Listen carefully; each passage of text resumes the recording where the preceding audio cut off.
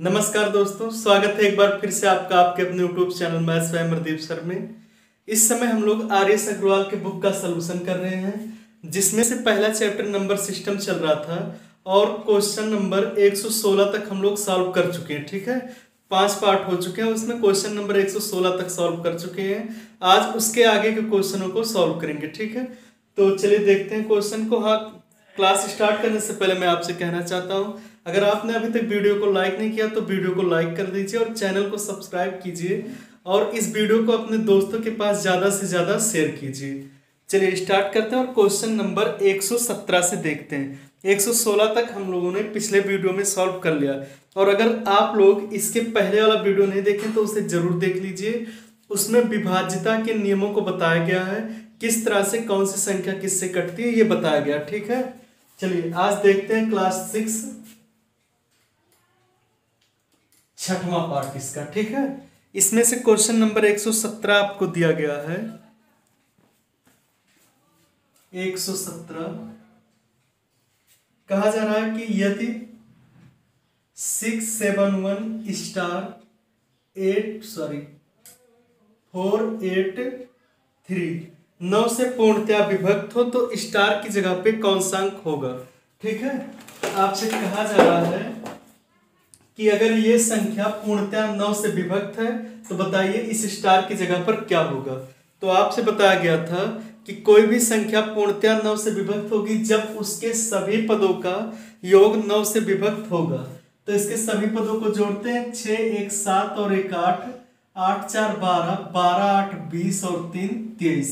अब 23 आ रहा है, लेकिन 23 के करीब कौन है जो 9 से कट जाता है, तो 9 3 27, 27 कटता। ठीक है, तो 27 से 23 कितना कम है, 5 कम, 5 में 4 कम। ठीक है, तो इसमें हमें क्या करना चाहिए, स्टार की जगह पर 4 रख देना चाहिए।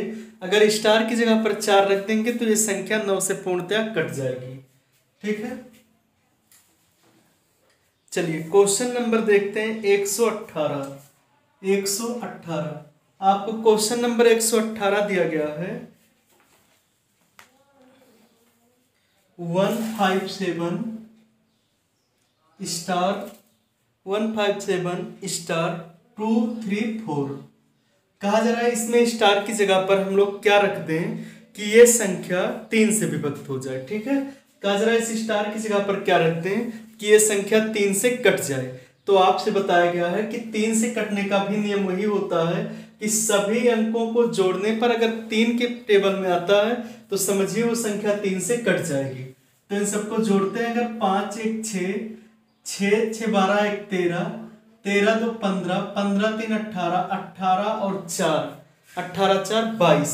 22 जो है वो 3 से नहीं कटेगा, लेकिन 22 के बाद कौन आता है जो 3 से कट जाएगा, तो 3 से 21, 3 8 24, 24 आता है। यानी कि कितना कम है, ये 2 कम है। इस स्टार की जगह पर अगर हम 2 रख दें तो ये संख्या 3 से कट जाएगी। ठीक है, तो हमें स्टार की जगह पर 2 रखना पड़ेगा। चलिए क्वेश्चन नंबर देखते हैं हम लोग 119। इसमें कहा जा रहा है निम्नलिखित में से कौन सी संख्या 18 से विभक्त नहीं होगी। ठीक है, कहा जा रहा है इसमें से कौन सी संख्या, जो ऑप्शन आपको दिया गया है, कहा जा रहा है इसमें से कौन सी संख्या ऐसी है जो 18 से विभक्त नहीं होगी। आपको ऑप्शन दिए गए हैं। पहला ऑप्शन दिया है 3 4 0 5 6, पहला ऑप्शन। ठीक है, उसके बाद दिया 5 4 0 3 6, और फिर तीसरा ऑप्शन आपको दिया गया है 5 4 0 3 5 0 4 3 6, और उसके बाद लास्ट ऑप्शन दिया गया है आपको 6 5 0 6 5 0 4 3। कहा जा रहा है इन चारों ऑप्शनों में से कौन सी ऐसी संख्या जो 18 से नहीं कटेगी। ठीक है, तो देखिए कोई भी संख्या 18 से कटने का नियम नहीं बताया गया, लेकिन आप 18 का 2 फैक्टर कर लीजिए। इस तरह से लिख लीजिए 9 गुणे 2। ठीक है, 9 गुणे 2, यानी कि अगर कोई संख्या 18 से कटेगी तो उस संख्या को 9 से भी कटना चाहिए और 2 से भी कटना चाहिए। अब कहा गया कौन सी संख्या ऐसी जो 18 से नहीं कटेगी, तो 2 से पहले चेक कर लीजिए कौन सी संख्या ऐसी जो नहीं कटेगी। तो इसके लास्ट में विषम संख्या ये 2 से नहीं कटेगी। अर्थात यही संख्या 18 से भी नहीं कटेगी। ठीक है, चलिए देखते हैं क्वेश्चन नंबर 120। 120 क्वेश्चन आपको 120 दिया गया है। निम्नलिखित में से कौन सी संख्या 24 से पूर्णतः विभक्त होती है? आपको ऑप्शन दिए गए 3, 5, 7, 1, 8, 6, 3, 8, 1, 0, 5, 3, 7, 8, 0, 4 और उसके बाद दिया 3, 1, 2, 5, 7, 3, 6। कहा जा रहा है इसमें से कौन सी ऐसी संख्या है जो 24 से पूर्णतः विभक्त होगी। ठीक है, इसमें से कौन सी ऐसी संख्या है जो 24 से कट जाएगी? तो आपको बताया गया है कि 24 का 2 फैक्टर कर लीजिए, 8 और 3। 8 3 24 होता है। पहले चेक कर लीजिए कौन सी संख्या इसमें 8 से कट जाएगी। तो 8 से कटने का नियम होता है लास्ट की तीनों संख्याएं 8 से कटनी चाहिए। ठीक है, तो इसको अगर चेक करते हैं तो 8 8 64, 8 8 64। देखिए 718 को अगर 8 से काटेंगे तो 8 8 64 और ये बचेगा 11 में से 4 जाएगा तो 7 8, ये नहीं कटेगा। ठीक है, इसको चेक करते हैं, ये भी नहीं कटेगा। 8 से ये भी नहीं कटेगा, 8 से ये कटना चाहिए। देखते हैं 736 को जब 8 से काटेंगे तो 8 9 72, एक बचा 8 दूनी 16, यानी कि ये संख्या 8 से कट जाएगा और 3 से भी कटेगा, अर्थात ये संख्या 24 से कट जाएगी। ठीक है, तो इसमें से ऑप्शन नंबर आपका 4 सही था। चलिए क्वेश्चन नंबर देखते हैं हम लोग 121। 121 आपको दिया गया है किसी संख्या को 7 से गुणा करने पर गुणनफल का प्रत्येक अंक 3 प्राप्त हो जाता है, तो ऐसी सबसे छोटी संख्या क्या है? ठीक है, कहा जरा किसी संख्या में अगर हम 7 से गुणा करें तो उसका प्रत्येक अंक जो हमें प्राप्त होगा 3 3 प्राप्त होगा। तो बताइए कि वह छोटी से छोटी संख्या कौन सी है ऑप्शन के हिसाब से। तो मान लेते वो संख्या यक्ष थी और इसने 7 से गुणा किए तो इसका प्रत्येक अंक जो था वो 3 3 3 3 3 ऐसे आता गया। ठीक है, तो यक्ष का वैल्यू जो होगा आपको पता है, एक तरफ डिवाइड होता है तो सॉरी मल्टीप्लाई होता है तो दूसरी तरफ डिवाइड होगा। 3 3 3 3 3 डॉट डॉट बाई 7। अब इसी को 7 से डिवाइड कर दीजिए। देखिए 7 3 21, 7 चौक 28, ऐसे कर लीजिए 3 3 3 3 3 3 डिवाइड बाई 7। 7 3 21, 7 चौक 28 और ये बचेगा 13, 13 में से 8 जाएगा तो 5 और 3 और फिर 7 7 49 और ये 13 होगा, 13 में से 9 जाएगा तो 4, फिर 3 को उतार लीजिए, 7 5 35, 7 6 42, एक बचेगा, फिर 3 को उतारिए, 7 1 7। देखिए ऑप्शन यहां तक 4 7 6 1, 4 7 6 1, ऑप्शन नंबर सी मिल रहा है। ठीक है, एक बार और ले जाएंगे तो 9 बार जाएगा। ठीक है, तो इसका ऑप्शन नंबर आपका जो सही है वो सही है सी। ठीक है, देखिए 4 7 6 1 और लास्ट में ले जाएंगे तो 9 बार जाएगा। इसका ऑप्शन नंबर आपका सी सही है। चलिए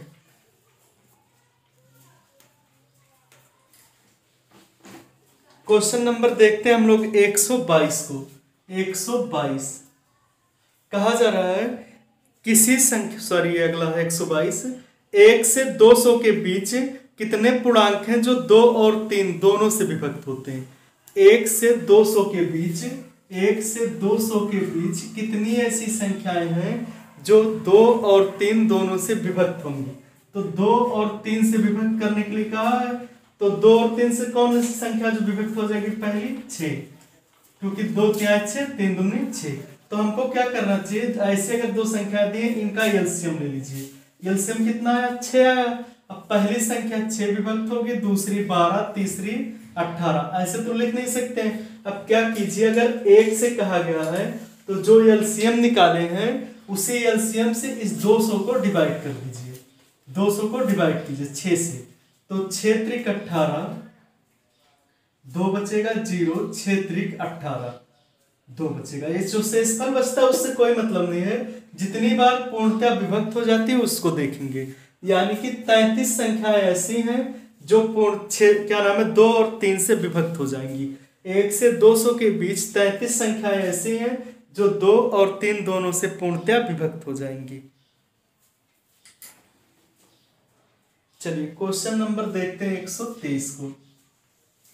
क्वेश्चन नंबर 123 आपको दिया गया है, एक संख्या को 13 से विभक्त करने पर शेषफल 1 बचता है।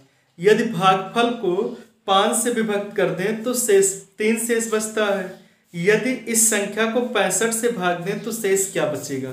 कहा जा रहा है एक संख्या को 13 से विभक्त करने पर शेष 1 बचता है। मान लीजिए कोई संख्या x थी, उसको 13 से भाग देते हैं तो शेषफल कितना बचता है 1। मान लीजिए कि क्यूब आ गया, ठीक है। मान लीजिए कोई संख्या, आपसे कहा गया है किसी संख्या को 13 से विभक्त करने पर शेषफल 1 बचता है। मान लेते कोई संख्या x थी, उसको 13 से विभक्त किए, क्यूब आ गया और शेषफल 1 बचा। तो आप लिख सकते हैं x बराबर 13 क्यूब प्लस 1, ये पता है आपको। इसके बाद कहा गया है आपसे यदि भागफल को 5 से विभक्त करें तो शेष 3 बचता है। मतलब जो भागफल आया ये भागफल होता है, ठीक है।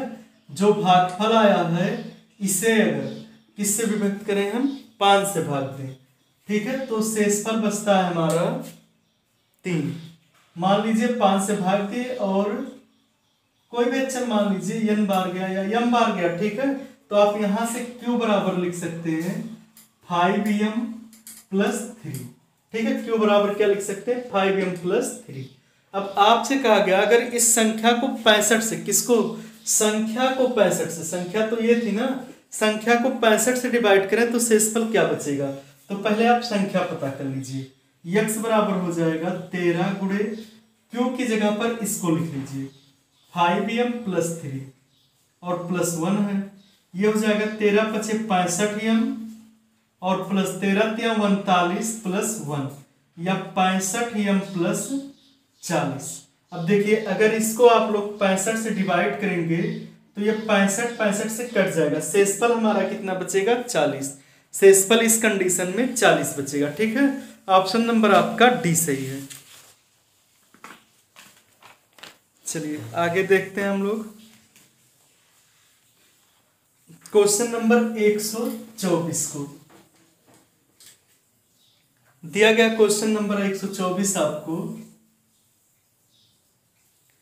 किसी संख्या में 7 जोड़कर योगफल को 5 से गुणा करके गुणनफल को 9 से भाग देते हैं। इस प्रकार प्राप्त भागफल में से 3 घटाने पर 12 शेषफल बचता है। तो शेष कितना होगा। कहा जा रहा है किसी संख्या में 7 जोड़कर योगफल को 5 से गुणा करने पर 9 से भाग देते हैं। इस प्रकार भागफल में से 3 घटाने पर शेषफल 12 बचता है। तो शेष कितना है, ठीक है, शेषफल कितना है ये बताना है आपको। देखिए कहा जा रहा है कि किसी संख्या में 7 जोड़कर, मान लेते संख्या x थी, इसमें 7 जोड़ लें, ठीक है। किसी संख्या में 7 जोड़कर उसके योगफल को 5 से गुणा करने पर, जो आया है उसमें 5 से गुणा करने पर 9 से भाग देते हैं, 9 से भाग देते हैं। उसके बाद कहा जा रहा है इस प्रकार प्राप्त भागफल से 3 घटाने पर जो प्राप्त होता है हमें शेष 12 बचता है, ठीक है। मतलब ये कहा गया किसी संख्या में 7 जोड़ने पर, 5 से गुणा करने पर और 9 से भाग देने पर जो प्राप्त हुआ इसमें से 3 घटा दें तो हमें 12 प्राप्त होता है।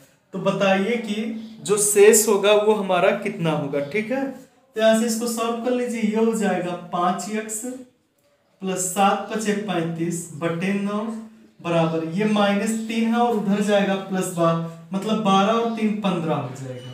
इसका इधर गुणा करेंगे तो 5x प्लस 35 बराबर 15 9 होता है 135, या 5x बराबर इस 35 को उधर ले जाके घटाएंगे तो 135 - 35 और ये हो जाएगा 100। 5x बराबर 100 तो x बराबर 100/5 बराबर 20, ठीक है। x का जो मान होगा वो 20 होगा। आपसे इस क्वेश्चन में थोड़ा सा मिसप्रिंट किया गया, लिखा नहीं गया क्वेश्चन को सही से। आपसे पूछा गया कि संख्या कितनी होगी, ठीक है, सही कर लीजिएगा आप लोग। पूछा गया था संख्या कितनी होगी, तो संख्या हमारी 20 होगी, ठीक है।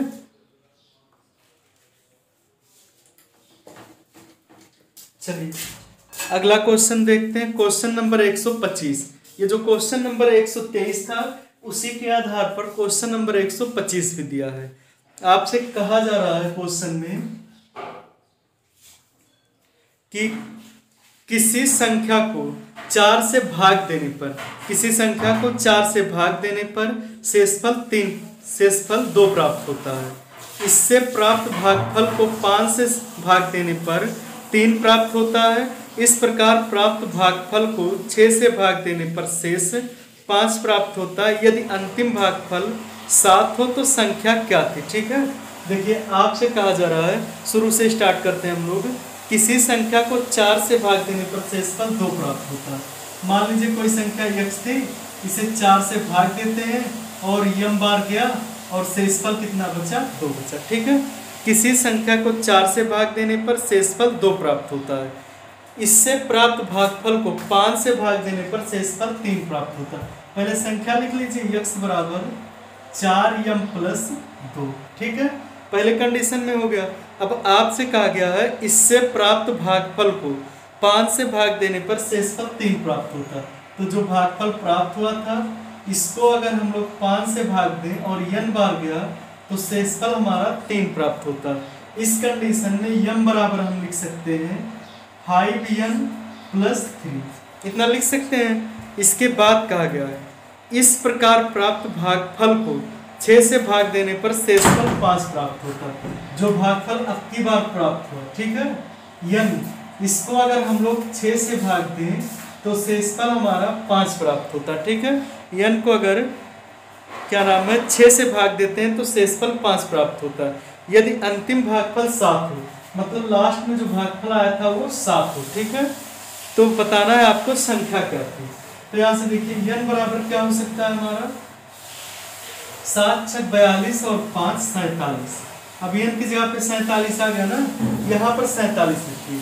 अब यहाँ पर अगर आप लोग 47 रखते हैं n की जगह पर तो m बराबर 5 गुणे 47 प्लस 3, या 5 सत्ते 35 और 5 चौक 20 और 3 23 प्लस 3, या हो जाएगा 238। ठीक है, ये आया m का मान 238 और इसकी जगह पर जब आप 238 रखेंगे, ठीक है, तो ये हो जाएगा 8 चौक 32 और ये 4 क्या है 12 और 3 15, 4 दूनी 8 और 1 9 प्लस 4 2, और ये जोड़ेंगे तो 954।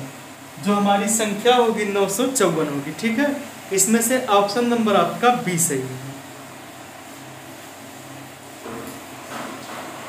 उम्मीद करते हैं कि क्वेश्चन समझ में आ रहे होंगे। आप लोग चैनल को सब्सक्राइब कर लीजिए और वीडियो को ज़्यादा से ज़्यादा लाइक कीजिए। ठीक है, चलिए देखते हैं क्वेश्चन नंबर 126 को। क्वेश्चन नंबर 126 दिया है 4 प्राकृतिक संख्याएं इस प्रकार हैं कि उनको 3-3 करके जोड़ने पर योगफल 180, 197 और क्या है 208 और 222 प्राप्त होता है। ठीक है, कहा जा रहा है कि 4 प्राकृतिक संख्याएं इस प्रकार हैं कि उन्हें 3-3 करके जोड़ने पर योगफल क्रमशः 180, 197, 208 और 222 प्राप्त होता है। इन संख्याओं का माध्य कितना होगा। ठीक है, आपसे कहा गया जो संख्या आएंगी जो चारों थी उनका माध्य क्या होगा। ठीक है, तो मान लेते 4 संख्याएं A, B, C और D, ये चारों थी। अब आपसे कहा गया अगर 3-3 को एक साथ जोड़े, इन तीनों को एक साथ जोड़े तो 180 प्राप्त होता है। मतलब A plus B plus C बराबर 180। इन तीनों को जोड़े तो 197, यानी कि B plus C plus D बराबर 197। फिर इन तीनों को अगर जोड़ते, इस दोनों को और पहले वाले को, मतलब A plus C plus D को, तो 208 प्राप्त होता है। फिर इसको और इन तीनों को जोड़ते हैं, मतलब A plus B plus D को, तो हमें 222 प्राप्त होता है। ठीक है, कुछ गड़बड़ हो रहा है, D ज्यादा बार जुड़ गया। ठीक है, देखिए इन तीनों को पहले हमने जोड़ा, फिर इन तीनों को जोड़ा, अब इन तीनों को जोड़ेंगे, उसके बाद में फिर अच्छा इन तीनों को तो जोड़ चुके हैं। ठीक है, अब इसके बाद बचा कौन हमारा, B भी 2 बार हो गया, A भी 2 बार हो गया, C भी 2 बार हो गया। अच्छा, इतनी बार प्राप्त होता है, चलिए ठीक है। सी डी और ए हो गया है।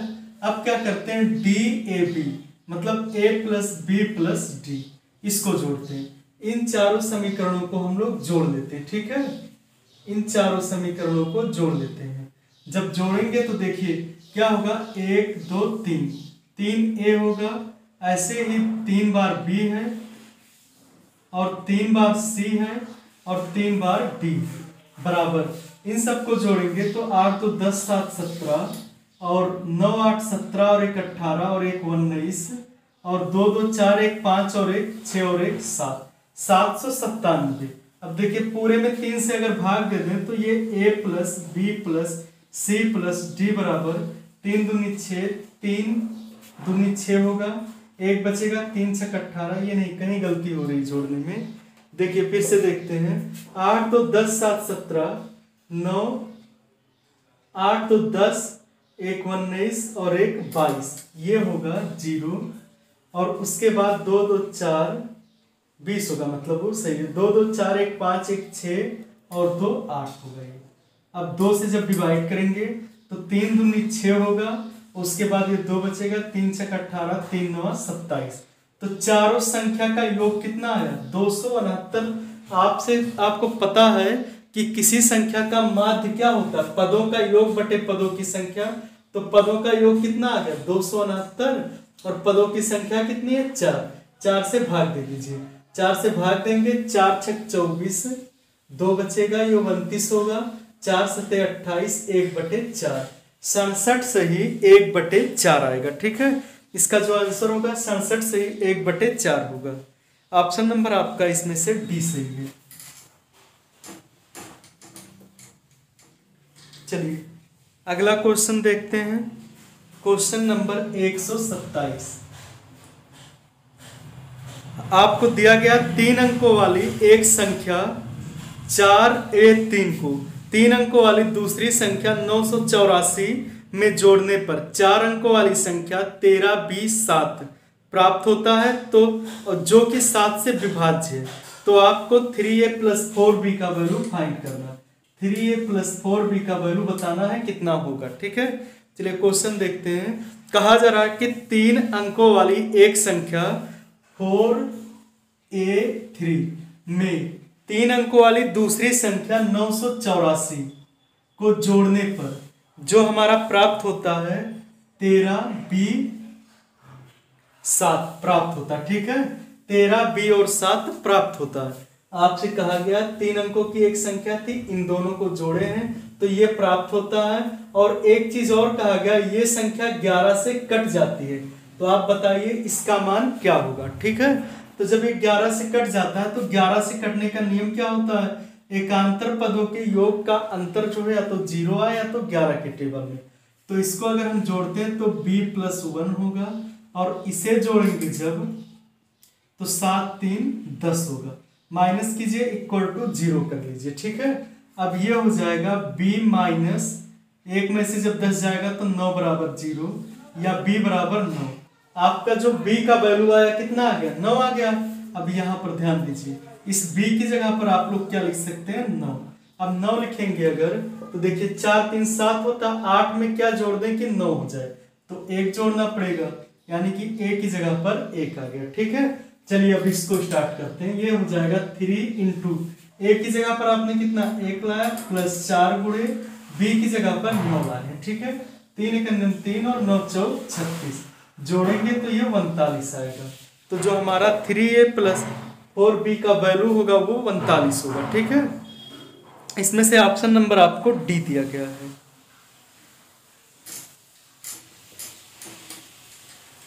चलिए क्वेश्चन नंबर देखते हैं हम लोग 128 को।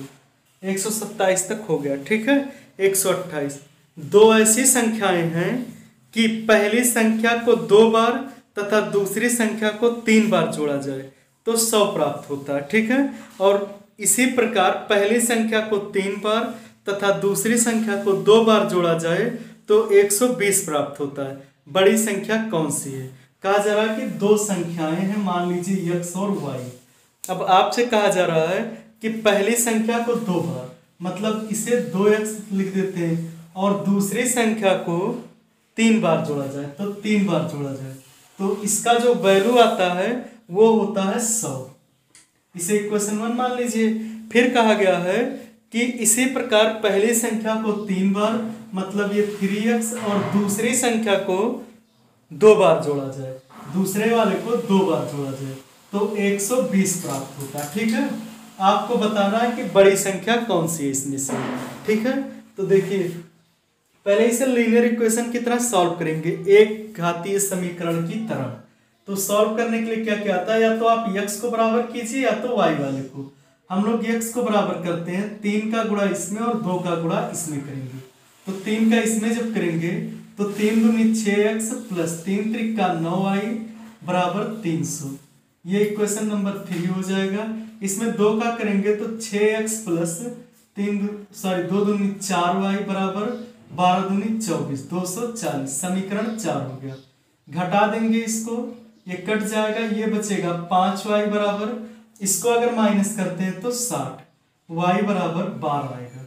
y का वैल्यू कितना आया, 12 आया। अब हम ये नहीं कह सकते कि ये बड़ी संख्या है, चेक करना पड़ेगा एक बार, इसी समीकरण में रख लीजिए और x का वैल्यू भी निकाल लीजिए। तो देखिए 2x प्लस y की जगह पर 12 रखेंगे तो 12 तिहाई 36 बराबर 100, या फिर 2x बराबर 36 इधर जाके माइनस होगा तो 64 बचेगा, और x बराबर 2 से डिवाइड होगा तो 32 आएगा। ठीक है, तो हमारी जो बड़ी संख्या है वो 32 होगी, बड़ी संख्या हमारी 32 होगी। ठीक है, इसमें से ऑप्शन नंबर आपको दिया गया था डी, ऑप्शन नंबर डी सही था।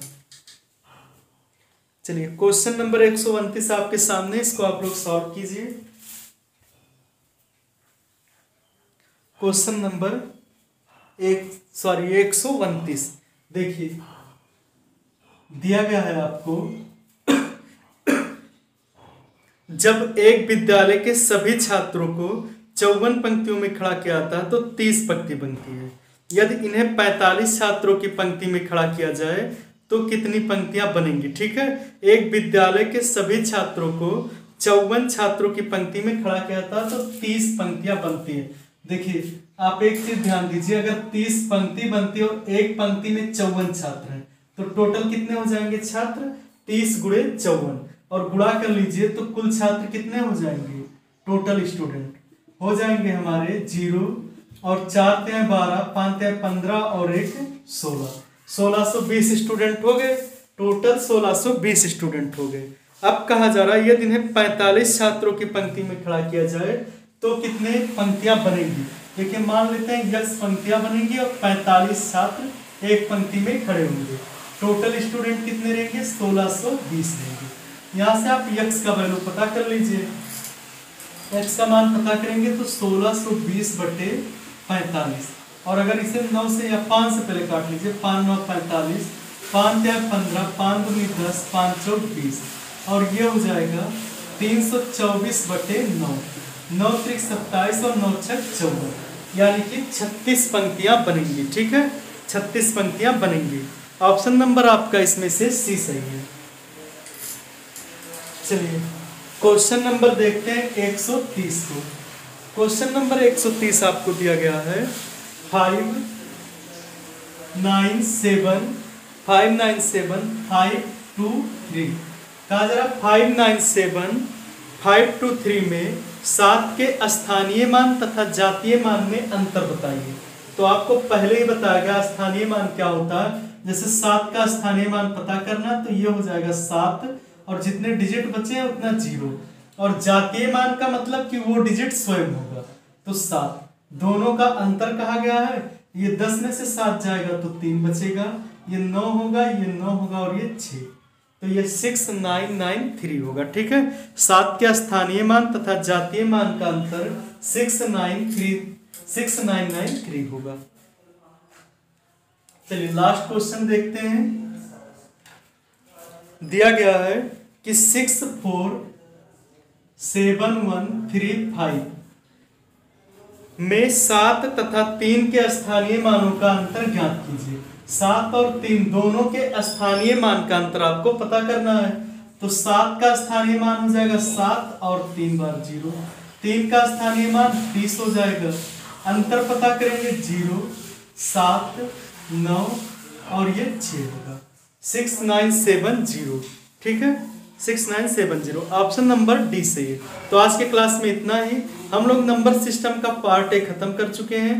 पार्ट बी का क्लास कल से होगा। वीडियो में लास्ट तक बने रहने के लिए धन्यवाद। और अगर चैनल पर नया है तो चैनल को जरूर सब्सक्राइब कीजिए। आपको पूरा आर एस अग्रवाल के बुक का सलूशन